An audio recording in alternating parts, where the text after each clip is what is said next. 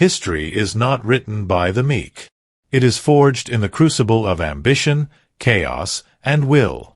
The story of Francisco Franco is not a simple tale of good versus evil.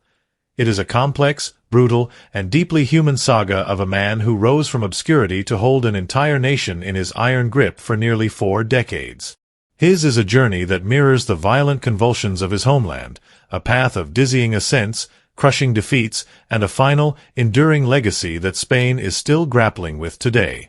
Before the Caudillo, the Generalissimo, there was a boy named Francisco. He was born on the 4th of December, 1892 in the windswept coastal city of Ferrol in Galicia, a green and rugged corner of northwestern Spain. The name Franco was synonymous with the sea.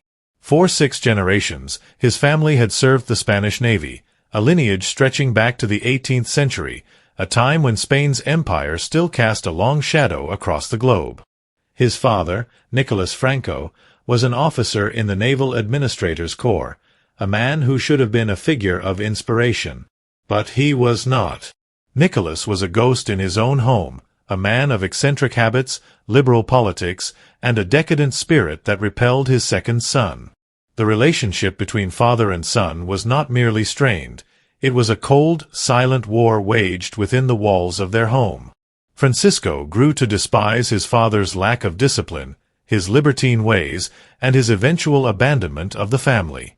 In his father's absence, Francisco found an anchor in his mother, Maria del Pilar Bahamonde. She was everything Nicolás was not: devoutly Roman Catholic, serious, and a bastion of traditional upper-middle-class values.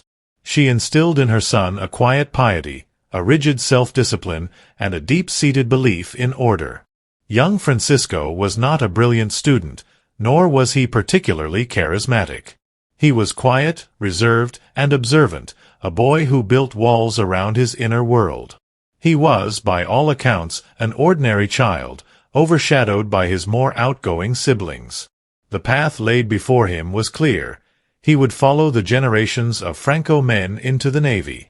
But in 1907, when Francisco was just 14, his world fractured. Nicolás abandoned his family for another woman in Madrid, a betrayal so profound that Francisco would never forgive him. That same year, the Spanish Navy, decimated after the disastrous Spanish-American War of 1898, had closed admissions to its academy. The 2 pillars of his destiny, his father's legacy and his family's tradition, crumbled simultaneously. The path to the sea was closed. For a young man so reliant on structure and destiny, this could have been a moment of utter collapse. Instead, it became the moment he turned his gaze inward, and then toward the land. He would not join the Navy. He would become a soldier. With the Navy no longer an option, the 14-year-old Franco set his sights on the Spanish Infantry Academy in Toledo. It was a decision born of necessity and defiance. He was severing the final tie to his father's world and stepping into a realm defined by hardship, loyalty, and the clear-cut morality of the battlefield. He was noticeably younger and smaller than most of his fellow cadets, a disadvantage that only hardened his resolve. He graduated in 1910, not at the top of his class, but with the rank of second lieutenant.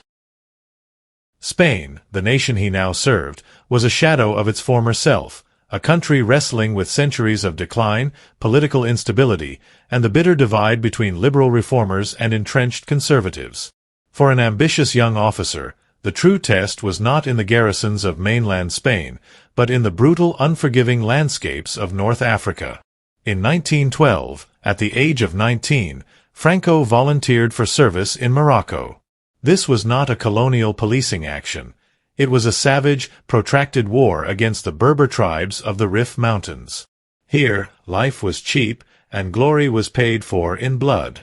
The Moroccan crucible transformed the quiet boy from Galicia. He discovered within himself a capacity for cold-blooded courage and meticulous leadership.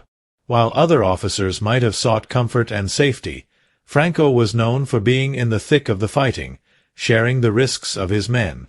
He was a strict disciplinarian, but he also cared for his troops' welfare, earning their fierce loyalty. His reputation grew with every skirmish. In 1913, he was promoted to first lieutenant in an elite regiment of native Moroccan cavalry. By 1915, he had been made a captain, the youngest man in the entire Spanish army to hold that rank. He was no longer ordinary. He was a prodigy of war. In 1916, his meteoric rise almost came to a bloody end. During a charge at El Bayats, a bullet tore through his abdomen, a wound that was almost always fatal. As he lay bleeding, he was not expected to survive. But he did. His survival was seen as a miracle, a sign of destiny. Awarded the nation's highest honor for gallantry, the 24-year-old captain was sent back to Spain to recover. He was already a legend, a living symbol of the courage and sacrifice the army so desperately needed. The quiet boy was gone, replaced by a hardened soldier with a gaze that seemed to see far beyond the immediate horizon. His return to North Africa in the 1920s marked the beginning of his true ascent. He became the second-in-command and later the commander of the newly formed Spanish Foreign Legion, a unit modeled on its French counterpart, composed of the toughest, most desperate men in the army. Under his command, the Legion became the elite spearhead of the Spanish military, instrumental in finally crushing the Rif Rebellion. The 1920s were a whirlwind of success. In 1923, he married Carmen Polo, a woman from a conservative, aristocratic family who would be his lifelong confidant. That same year, he was granted an audience with King Alfonso XIII, a sign of his growing national fame. While Spain's politics were in turmoil, with General Miguel Primo de Rivera seizing power in a military coup endorsed by the king, Franco's star only continued to rise. The climax of this period came on February 3, 1926. In recognition of his decisive leadership in ending the Moroccan War, he was promoted to the rank of brigadier general. He was only 33 years old, one of the youngest generals in all of Europe. The achievement was staggering. He had catapulted himself from a junior officer to the highest echelons of the military in just over a decade. 2 years later, in 1928, he was given a position that would prove even more crucial to his future. He was appointed the director of the new General Military Academy in Zaragoza. Here, he was no longer just a commander. He was a mentor, a shaper of minds. He indoctrinated a new generation of Spanish officers with his own values: discipline, nationalism, sacrifice, and a deep suspicion of liberalism and communism. He was building more than an army. He was building a network of disciples, men who saw in him the embodiment of Spain's salvation. He had reached a peak of prestige and influence that would have been unimaginable to the boy who had been denied entry to the Naval Academy. The world Franco had mastered was built on the foundations of monarchy, tradition, and military order. In April 1931, those foundations crumbled. Municipal elections delivered a stunning victory for Republican parties, a result that was seen as a referendum on the monarchy itself. King Alfonso XIII, seeing the tide turn against him, fled the country. The Second Spanish Republic was declared, ushering in an era of radical change. For Franco, it was a catastrophe. The new liberal government was determined to reform the country from top to bottom, and that meant curbing the power of its three most conservative pillars: the church, the aristocracy, and the military. As a known monarchist and a hero of the old regime, Franco was immediately suspect. His beloved Zaragoza Academy was closed, an act he viewed as a personal and national insult. His career, once a blazing comet, stalled and fell to earth. He was removed from his prestigious post and shunted into a series of minor commands, first in his hometown of Ferrol, then in the Balearic Islands.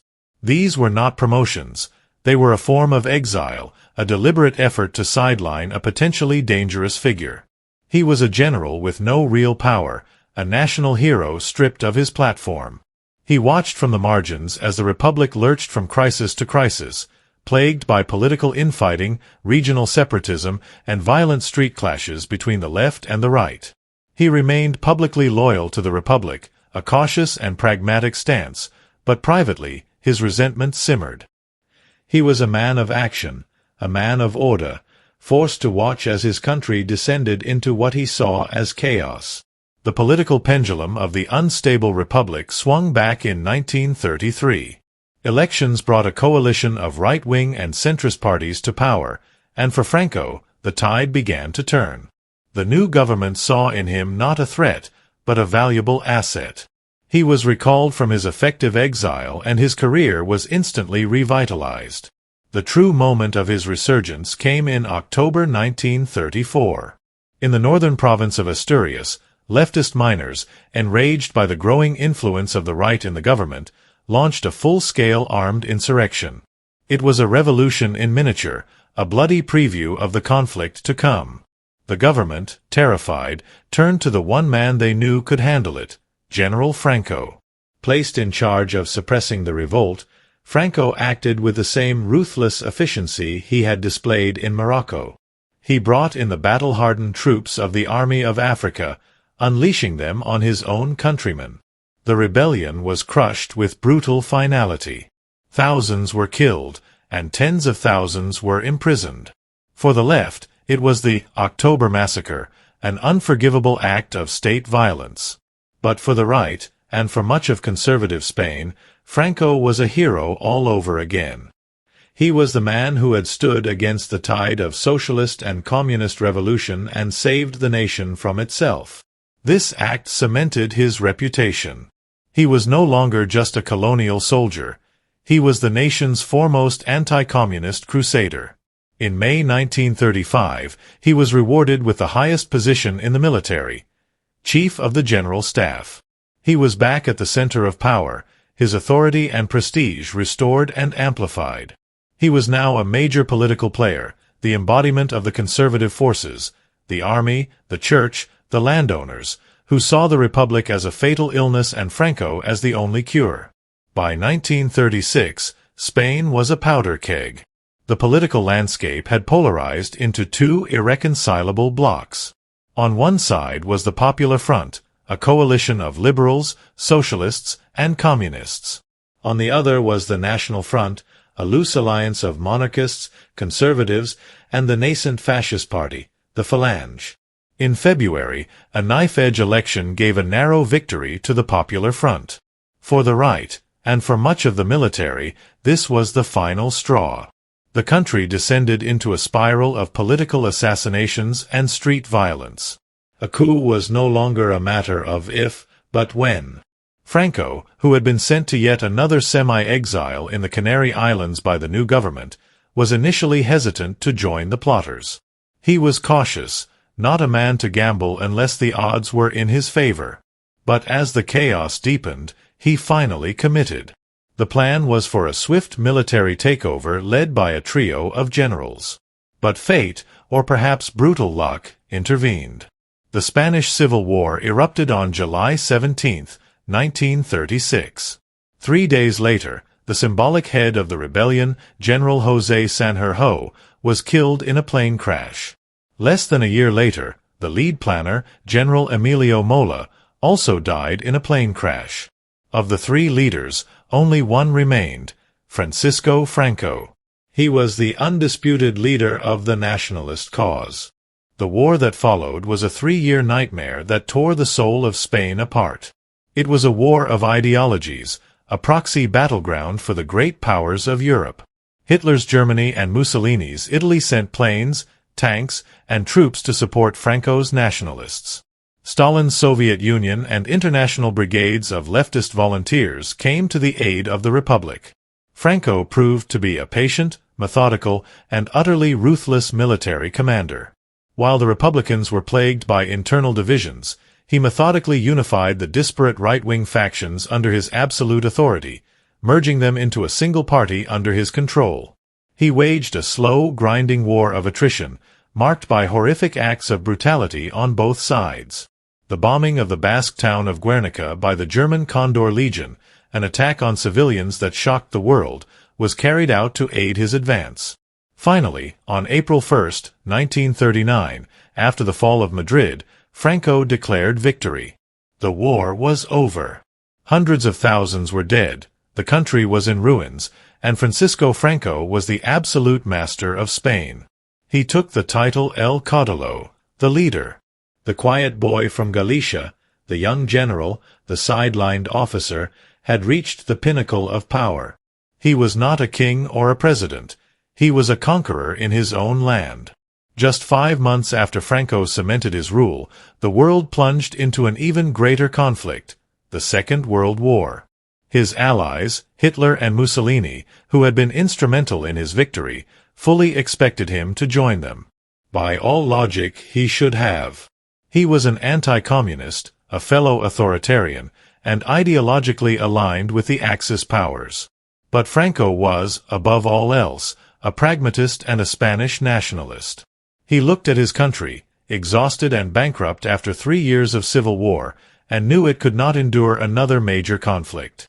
When he met with Hitler at Hendaye in October 1940, he played a masterful game of diplomatic brinkmanship. He made demands he knew Hitler could not meet, vast quantities of supplies and significant territorial concessions in French North Africa. The Führer left the meeting saying he would rather have several teeth pulled than go through that again. Spain remained officially neutral, though it was a neutrality that tilted heavily toward the Axis in the early years. Franco sent a division of volunteers, the Blue Division, to fight alongside the Germans, but only on the Eastern Front against the Soviet Union, carefully avoiding direct conflict with Britain and the United States. As the tide of the war turned against Germany after Stalingrad, Franco's neutrality became stricter. He began to accommodate the Allies, allowing downed pilots to pass through Spain to safety. When the war ended in 1945, Franco found himself a pariah. He was seen as the last surviving fascist-aligned dictator in Europe. The newly formed United Nations shunned his regime, and Spain entered a period of deep international isolation and economic stagnation. The victory he had won at home had turned him into an outcast on the world stage. He had absolute power, but over a poor, proud, and lonely nation. For nearly 4 decades, Francisco Franco ruled Spain. The period of his rule, known as Francoist Spain, was a time of profound contradictions. On the one hand, it provided the longest period of political stability the country had known since the 18th century. On the other, this stability was purchased at the price of freedom. The early years were defined by brutal repression, the so-called White Terror. Tens of thousands of former Republicans were executed, and hundreds of thousands were imprisoned or forced into exile. Regional identities, like those of the Basques and Catalans, were suppressed, their languages banned from public life. The Roman Catholic Church was restored to a position of immense power, controlling education and enforcing a strict moral code. Divorce, contraception, and abortion were outlawed. Yet, as the years passed, the regime began to evolve. The Cold War proved to be Franco's salvation. In the global struggle against communism, the United States came to see the staunchly anti-communist Franco as a valuable, if distasteful, ally. In 1953, Spain signed a pact with the U.S., allowing for the construction of American military bases on its soil in exchange for economic and military aid. In 1955, Spain was finally admitted to the United Nations. The isolation was ending. Domestically, the most stunning development was economic. Beginning in the late 1950s, Franco's government abandoned its policy of self-sufficiency and opened the country up to foreign investment and tourism. The result was El Milagro Español, the Spanish miracle. For the next 15 years, Spain had the second fastest growing economy in the world, surpassed only by Japan. A poor, agrarian nation transformed itself into a modern industrial powerhouse.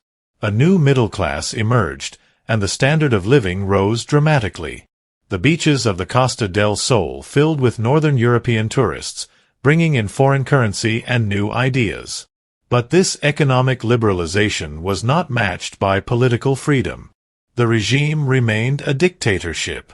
The press was censored, political parties were illegal, and the secret police were ever present. It was a society where one could buy a car and a television, but could not vote freely or criticize the Caudillo. Franco had given his people prosperity, but he held their liberty in his fist. As Franco aged, the question of succession loomed over Spain. He was a dictator, but not a king with a clear heir. He had only one child, a daughter. In a move that surprised many, he decided that the future of Spain lay in the restoration of the monarchy he had fought to defend. In 1969, he officially designated Juan Carlos, the grandson of the last king, Alfonso XIII, as his successor. He spent years personally grooming the young prince, schooling him in the ways of power, believing he would carry on the Francoist system. By the early 1970s, the Caudillo was a frail old man, suffering from Parkinson's disease and a host of other ailments. His grip was loosening. He relinquished the title of Prime Minister in 1973, though he remained the ultimate head of state. His last public appearance was on October 1, 1975. He was gaunt and weak, a shadow of the strongman who had dominated Spain for a generation. Weeks later, he fell into a final illness. On November 20, 1975, General Francisco Franco died at the age of 82. His hand-picked successor, King Juan Carlos I, took the throne. To the shock of the old guard, the king did not continue Franco's regime. Instead, he immediately began to steer the country towards democracy. Within 3 years, Spain had a new constitution, free elections, and a functioning parliamentary monarchy. The transition was remarkably peaceful, a testament to the nation's deep desire to move beyond its traumatic past. Francisco Franco remains the most ambiguous and controversial figure in modern Spanish history. To some, he was a monster, a brutal fascist who murdered his own people and plunged Spain into decades of darkness. To others, he was a savior, the man who rescued the country from communist chaos, defended its Catholic traditions, and ultimately laid the groundwork for its modern prosperity. He was a man of profound contradictions, a quiet boy who became a ruthless commander, a national hero who became an international pariah, and an absolute dictator who ultimately restored the monarchy and inadvertently paved the way for the democracy that would replace him. His story is a powerful reminder that history is rarely a simple narrative. It is a complex tapestry woven from threads of ambition, belief, cruelty, and pragmatism. The life of Francisco Franco is over, but its shockwaves continue to shape Spain today, in its politics, its culture, and its unresolved memories.